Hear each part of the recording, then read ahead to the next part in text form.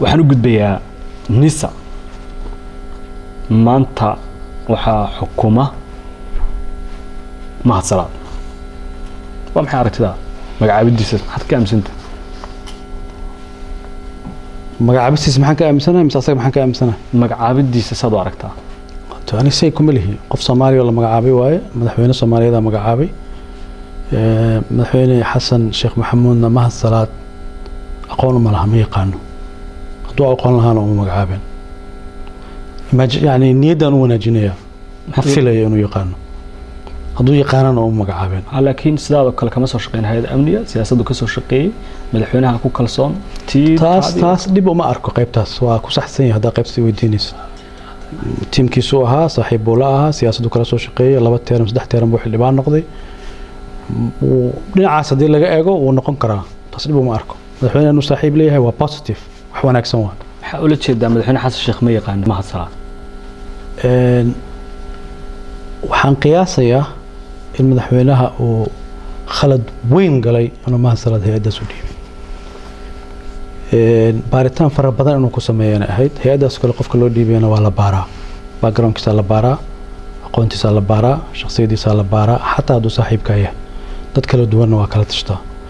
aniga markaan maqlay inuu madaxweynuhu ka fikirayo mahadsalaad fariin baan u faray warbixin baan u gudbiyay qof ay saaxiibayeen baan ugu faray warbixintana waa la gaarsiiyay laakiin waan ka naxay markii aan maqlay in ninkaas loo magacaabay aad baan uga naxay runtii maxay sabab mahadsalaad dadka Soomaaliyeed iyo ummadda Soomaaliyeed dhibaatooyin aad waaweyn buu u geystay nisa institutionka nisa la yiraahdo sida ay u dhisan tahay khataraha ugu waaweyn ay ka hortagto argagixisada gaar ahaan al-shabaab mahadsalaadna xiriir weyn buu la leeyahay muddo dheer oo 8 sano 10 sano ku dhow xiriir wada shaqeyn uu la leeyahay xiriir wuxuu la leeyahay shaqaale uu yahay buu wada shaqeyn xataa ma shaqaale uu yahay wuxuuna ka mid yahay dad aan xogtooda haynay oo mar kastana khatarahooda aan ka hortagi jirnay qaarna anagoo ka hortagayna ayna dhaafi jireen kareemyo waaweyn dalkan uu ka sameeyay waxaan diyaar u ahay ummadda Soomaaliyeed meel kasta iyo goob kasta inaan u sheego waxaan rabaa inaan ku sheego sargaalka nabad sugidda Soomaaliya ka tirsan ee sir qaran la wadaaga taliyaha cusub ee la magacaabay waa qof sirtii qaranka u dhiibaya qofkii laga ilaalinay Fahad Yaasiin eed weyn ayaa jeedinaysaa eedaas mar kamida mararka adaa lagu jeedin jiray maanta hay'adii banaanka ka joogta dawladda banaanka ka joogta isla eediyo kala jeedinaysaa raiiska dhicisoma farqi yar baa jira marka dadka aniga ii jeedin jiray sirdoonka may soo shaqeyn dad waxay ahayn siyaasiyiin banaanka iska taagan madaxweynayaal ku jiray taliyaal hore sirdoon ku jiray madaxweynayaal may oran magaceygana may sheegin laakiin dad sirdoon ka soo shaqeeyo madax ka soo noqday aniga ima eedeyn dad siyaasiyiin magaalada iska jooga eedeynay laakiin aniga faylal aan la dhaqmay oo aan la macaamalay oo gacanta ku hayay oo ka shaqeeyay oo resultigoodi aqaano way waxaan ku sheegaa hal iyo labo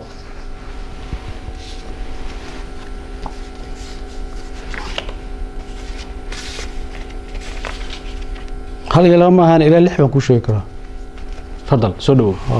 إلى اللحم كوشة لكن عناوين أهم بنكوشة جاية صبتو هي أدي خصيصات تفاصيل السكرة هذه وريته أنت كخصيص بنكوشة كرا وذا الشقين مركز تراهي وذا الشقين ما شقاله وياه شقاله مركز تراهي وأذان عرس تلينا والسيود أو الشقين كوحر جيسو وحسهلا ما وهم حكوا الشقين هذه وحن ربع أنا باك جرام كوسيو الشباب ضد فرق بدن وصوماليا بيقار عبسين كشقاليسيستان قارن دقالو كشقاليسيستان بابور تقرحيده مغالada la soo galiyo dad baa soo galiyo shabaab ma aha nin indhala oo iska socdo ma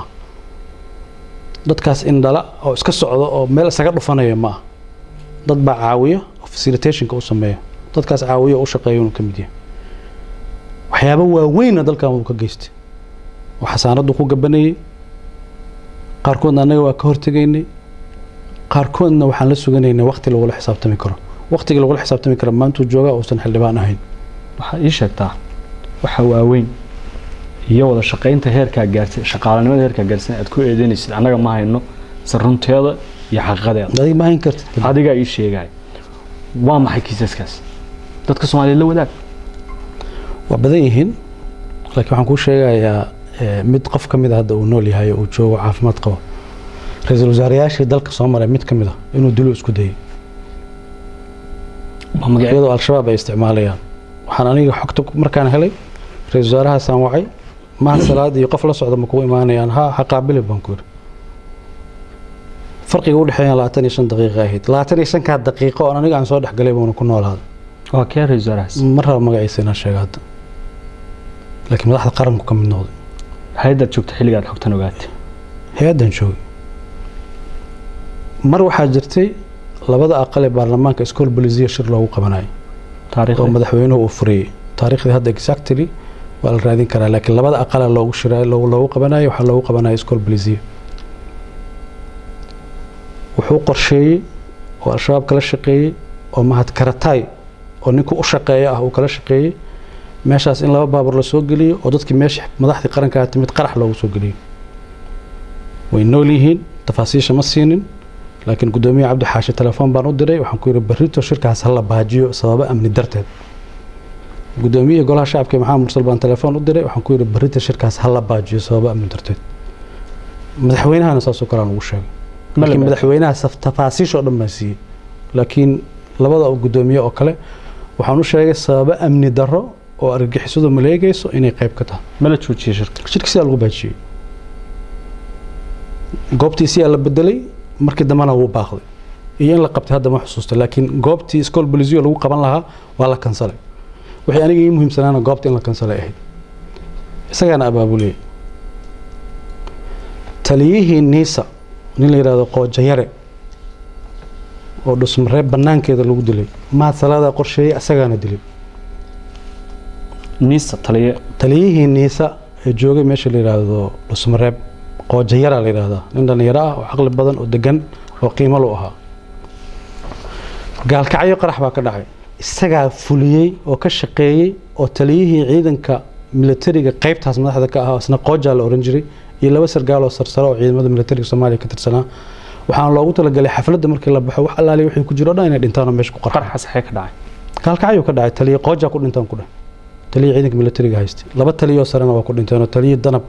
waxa uu la jeedaa qaraxii ra'iisul wasaaraha markuu gaalkacyo booqanayay ee dhacay galab meel barxada soo dadka kula hadli rabo waxaan loogu talagalay shirkaas oo dhan in lagu carqaladeeyo dad Soomaaliyeed oo fara badanna meesha ku dhintaan asaga abaabulay asagana ka dambeeyay waana xaqiiqo marqaati iyo cadeyn iyo cid la ogeyd iyo cid kasto kamid ah tafaasiishadan aan sheegi karno magaalada muqdisho hoobiyaal fara badan lagu soo ridi jiray hoobiyaasha asaga gadi jiray asaga isku dubar ridi jiray beesha laga soo ridaana asaga soo ridi jiray waxa intaas ka yaab badan baan ku sheegayaa wuu ogaa in anaga ognahay laakiin wuxuu ku gaban jiray xasaanadu haysto xildhibaanimada ahayd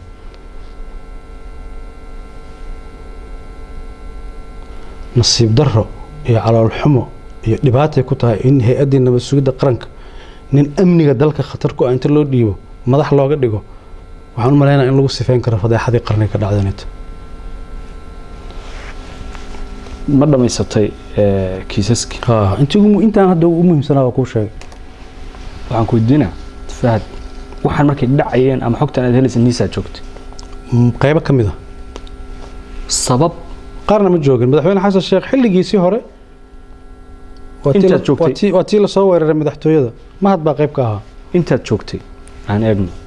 wada shaqayntan aad shaqaalaha iyo wada shaqayntan aad sheegaysa ee maanta mahad ku eedeynayso hay'adda nabad sugidda qaranka haysatay taliyihii ugu sarreeyay ahayd dawladda Soomaaliyeed ee dhisnayd waa xildhibaan baarlamaanka ka tirsan maxay xogtiisa loo sheegi waa si sahal waxa la dhihi lahaa nin mucaaradaha la beegsanaya waana been sadis baa la dhihi lahaa wixii dhihi lahaa wax kale lama soo kordhiyeen ma wixii dhihi lahaa waa wax kale laakiin cadeymaha ay niisa hayso inay soo bandhigto mahad oo aan maanta taliya nabad sugid ahayn oo xildhibaan baarlamaan ku jira oo mucaarada maxaa loo sheego hadda xildhibaan lama maxkamadeyn karo maxkamadeyn kama xogta in la sheego hadda xogta cidii khusaysaa loo sheegaa cid kasta looma sheego cidii khusaysaa loo sheegaya ra'iisul wasaare aan ku sheegay wuu ogyahay wax ka yaab badan baan ku sheegayaa ra'iisul wasaare maxamed xuseen Roble markii la magacaabay xafiiska koowaad booqday waxay ahayd niisa uu noo yimid waa sheekaysanay presentation u sameynay warbixinta hay'adda siinay kabacdi gaar baan ula fariistay dadka al-shabaabka ku xiran ee systemka dawladda ku jira qaarkood waliba meelo muhiim ah ku jira magacyadoodan u tiriyay ma salaad kamid baa dadka aan u sheegay arwakaas reesaaro ha dhoofaad ima sheegin dadka aan u sheegay u tirsho ku jiro kaasoo madaxa gacanta saaray maanta markana kugu celinaya adoo banaanka jooga eedaynta aad hadda jeedinaysid fahdow soo kama wanaagsaneen adoo niisa ka ah agaasime ama niis dawladda ka tirsan in niisa ay macluumaad ka baahiso xogta baahiso si maanta ay markhaati u noqoto maalintaas oo lama awood annaga waxaan ka fikiraynay dadka Soomaaliyeed inta aan xakameyn karin amniga inaan xakameyno khatartan ka weyn ma garan khatar ka weyn baa dhici lahaa celinayba ma khatartan ka weyn qaar waxaan garanayaa khatar ka weyn sameyn lahaa oon qabanay oon xakameynay oon joojinay laakiin aan diinay dadku inay magaalada kala cararaan tan labaad qofka markaad xogta ka gudbinayso waa inaad tallaabo ka qaadi karto ninka waxa dhiman tallaabo kama qaadi karto laakiin hadda waxaan la suganaynaa inuu yimaado meel lagu la xisaabtami karo hadda waa qof caadi ah oo agaasimo ah waa la xisaabtami karaa waa agaasimaha nabad sugidda waa la xisaabtami karaa xasaanad ma la agaasimaha nabad sugidda eeda sheegaysid waa eeda waaweyn taliya nabad sugid oo dal xukumaya disaster shaqaale saasoo kale in loo dhiibo hay'adda nabad sugidda saddex shay qof calaaqo leh waa laga ilaaliyaa qof korruptida waa laga ilaaliyaa qof dal shisheeye la shaqeeyna waa laga ilaaliyaa qof wixii ay hay'addu la diriiraysa xiriir la lana waa laga ilaaliyaa madaxweyne xasan sheekh waxaa ku habboonayd ragga kale oo saaxiibada leeyahay ee saddexdaas sifa midna aan calaaqo lahayn inuu dhiibto rag far badan oo wanaagsan oo qaban kara shaqadaas oo saaxiib leeyahay fahad maantay mahasalaad oo aad eedaha waaweyn u jeedinaysid anaga ma hayno cadeymaheeda waana taliyaha nabad sugidda iyo sirdoonka qaranka waxaanan eedahan horey aan kuu soo su'aalay kuwa la mid adiga in lagu jeedin jiro wax la mid ah igu soo jeedin shaab xiriir la leeyahay lagu soo jeedin Abu Amaar magaciisa loogu sheegay oo xarakada ku dhex leeyahay waa eeda waaweyn tan waxba ka sokeeyay simple ma aragtaa in eedisha lagu jeedin maanta ku ruwaysaa soo gudaha ku jira hadii adiga hadaa saa u aragto adaa xor u ah laakiin aniga adu sama u aaminta hadaa ruux xaqaaqiqan ku sheegay iyo xogaan hayo marka ani wadankan u naxaya dalkan u naxaya dadka go'aanka qaariyaan talo u si gudbiye taladeedii lama dhageysanin waa sabab ay u kalifana banaanka u soo dhigo dhamaantoodna waad gudbisay ee xogahan inteeda badan waa gudbiyey intaan la magacaabin baana xataa gudbiyey aad iyo aad ayaad u mahadsan tahay malafkaas nisa inaan xiro ayaan jecelahay isna oo aan kaga gudbo su'aalo kooban oo dheeraad ka ah afartii mowduuc ayaan horey u soo sheegay kuwaas oo ka kooban kuna saabsan marxaladda siyaasiga xaaladda gobolka iyo kiis muhiim ah oo la xiriira ciidan dawladda Soomaaliyeed dhalinyaro Soomaaliyeed oo loo diray dalka meel ka baxsan oo la sheegay in la soo tababaray muddo ku siman sanad in ka badan maqan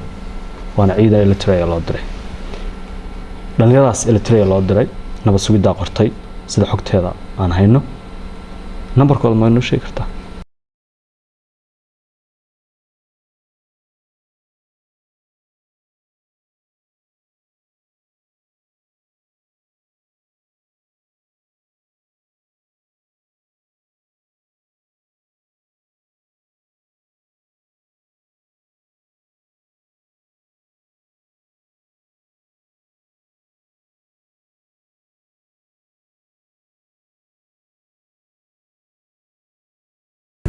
bishaaro waxaan kuugu bishaaraynayaa application-ka Baysi waxa uu ka caawinayaa inaad ehelkaaga lacag u dirto adigoo jooga gurigaaga iyo goobtaada shaqada loo diraha lacagtu waxay ugu dhacaysaa telefoonkiisa gacanta Baysi waxaad ka heli kartaa App Store-ka iyo Play Store-ka